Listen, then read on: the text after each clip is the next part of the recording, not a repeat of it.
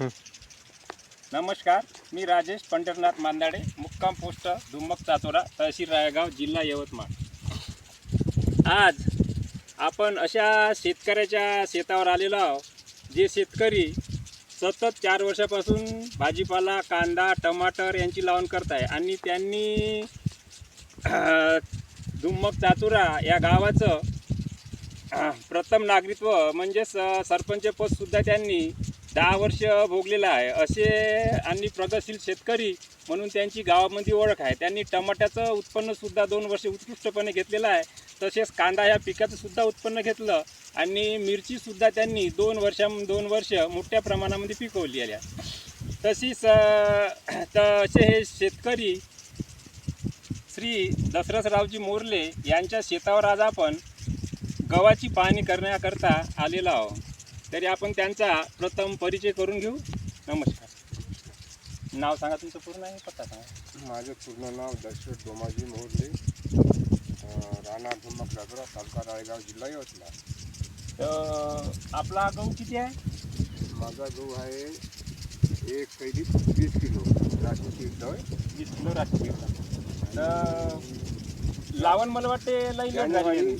7 जानेवारीला. 7 जानेवारी. हां, म्हणजे लोकांचे गहू समजा एवढाले आले होते टोंगर त्यावेळेस यांनी लावण केली आणि एवढा लेट असूनही अतिशय उत्कृष्टपणे या गव्हाचा प्लॉट चांगला बसलेला आहे. आणि जमीन पाहाल तुम्ही तर एकदम हलकी अशी मुरमाड आहे.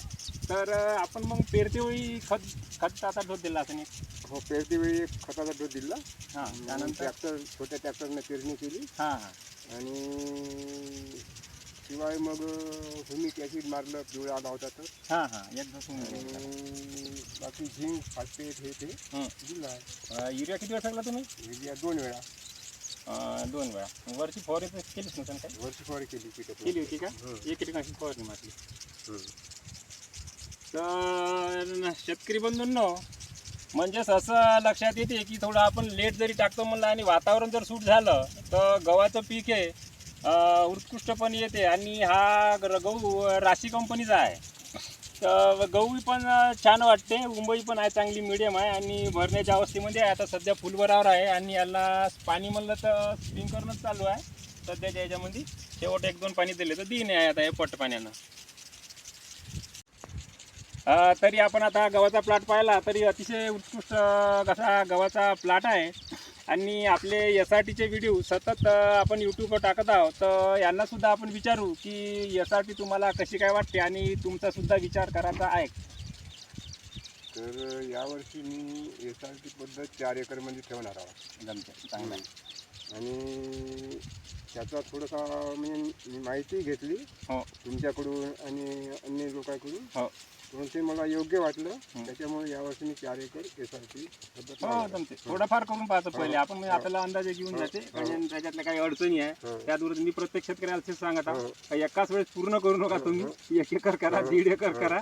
त्याच्यातल्या ज्या बाबी आहे त्या पूर्ण आपल्याला लक्षात नंतर आपला हाय तेवढी लागणं आपल्याला करता येते. एक तर त्याच्यामध्ये आपली मशागत पूर्ण वाचून राहिली उन्हाळ्याची आणि जे जमीन आहे जमीन आपली सुपीक होऊन राहिली. तर नमस्कार शेतकरी बंधूंनो, आपण आधुनिक शेती SRT या चॅनलला लाईक करा, सबस्क्राईब करा. तोपर्यंत नमस्कार.